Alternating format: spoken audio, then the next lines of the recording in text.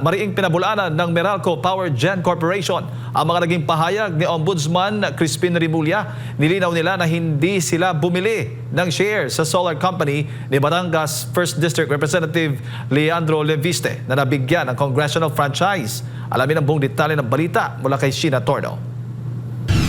Batangas 1st District Representative Leandro Leviste ang isa sa mga mambabatas na maingay ngayon sa pagsisiwalat sa maanumalyang flood control projects. Hawak ni Leviste ang mga dokumento na magsisilbi umanong ebidensya sa mga kickback at insertion ng mga politiko. Ang mga dokumentong nakuha nito ay nanggaling mismo sa yumaong si dating DPWH Undersecretary Maria Catalina Cabral na ngayon tinaguri ang Cabral Files. Pero ayon kay Ombudsman Jesus Crispin Rimulya, may mas mabigat pang issue kaysa sa Cabral Files. Partikular na tinukoy ni Rimulya ang umaning iligal na pagbebenta ng shares ni Leviste sa kanyang kumpanyang solar para sa Bayan Corporation sa Meralco Power Gen Corporation.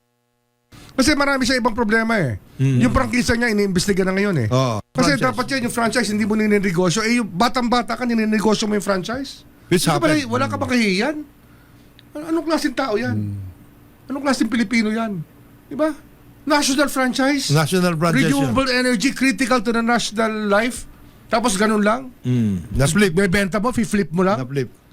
Nanay mo pa, senador?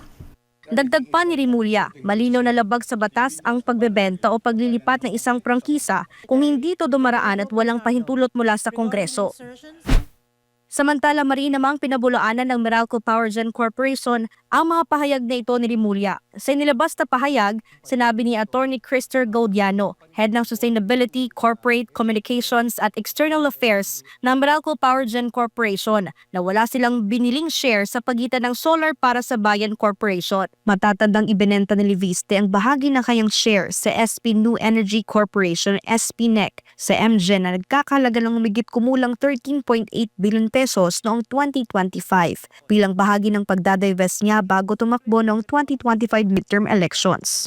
Nilinaw ng Meralco Power Gen Corporation na magkaiba at hiwalay na kumpanya ang SPNEC at ang Solar para sa Bayan Corporation. Ipinunto rin ng MGen na ang kanilang investment sa SPNEC ay hindi lumabag sa anumang batas o regulasyon. Ang mga transaksyon ng SPNEC kabilang ng pagpasok ng MGen sa pamamagitan ng mga kaakibat nilang kumpanya ay nasuri at inaprobahan ng Philippine Stock Exchange at Securities and Exchange Commission.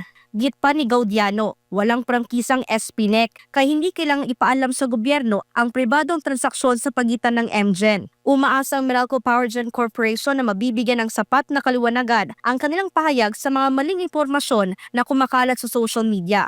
Nakatakda namang maglabas ng pahayag si Batangas 1st District Representative Leviste patungkol sa mga alegasyon ni Ombudsman Rimulya. Para sa Diyos at sa Pilipinas kung mahal, ito si Sheena Torno, SMNI News.